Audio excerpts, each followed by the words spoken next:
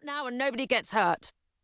Someone shouted, "Go fuck yourself, you old git," and we all roared with laughter. The governor shrugged his shoulders and gave the nod to the riot squad who were standing directly behind him.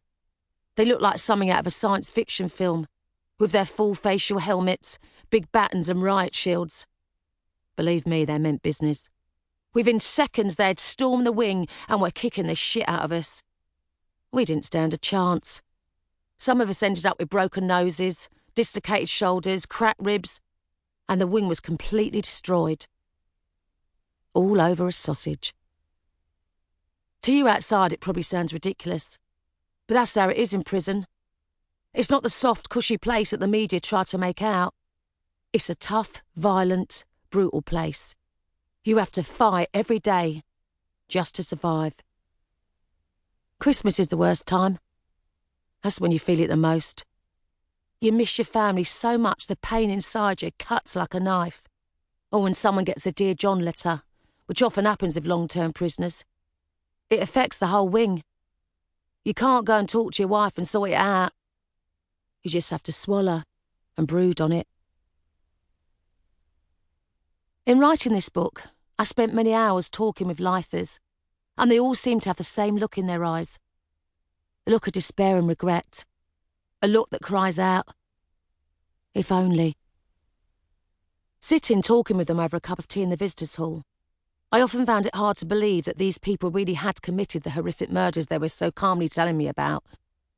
None showed much remorse for what they'd done, inasmuch as they were sorry and guilty for having stolen someone else's life.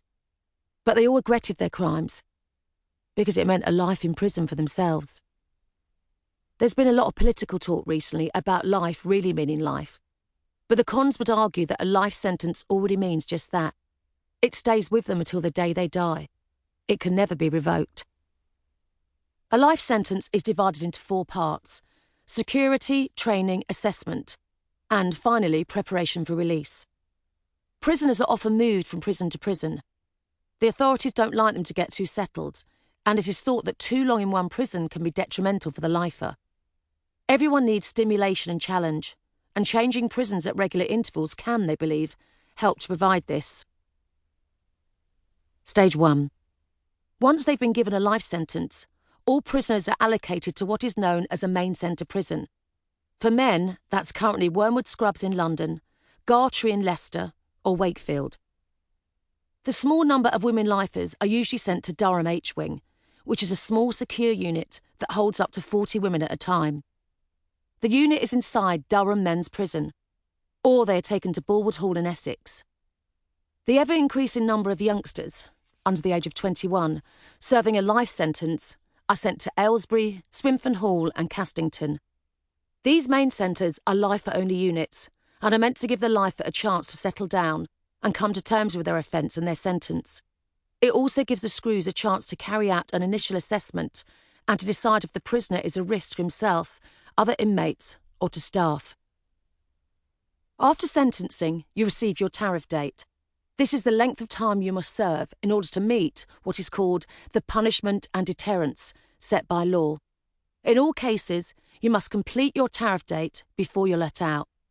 However, your case will be looked at by the local review committee before that, usually 3 years before your tariff date.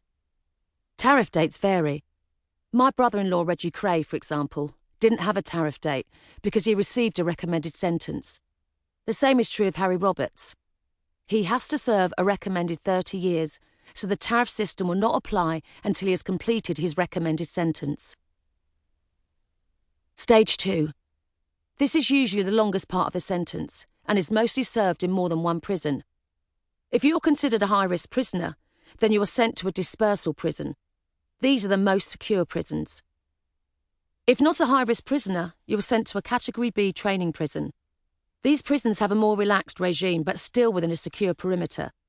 Cat B prisons are not only for lifers. Other inmates will be serving much shorter sentences. These men will have a release date and may be allowed parole and home leave. This can cause problems for the lifers. They often strike up a close friendship with these other inmates, so they find their departure hard to take. That in turn can cause frustration and resentment, and sometimes trouble. Stage 3.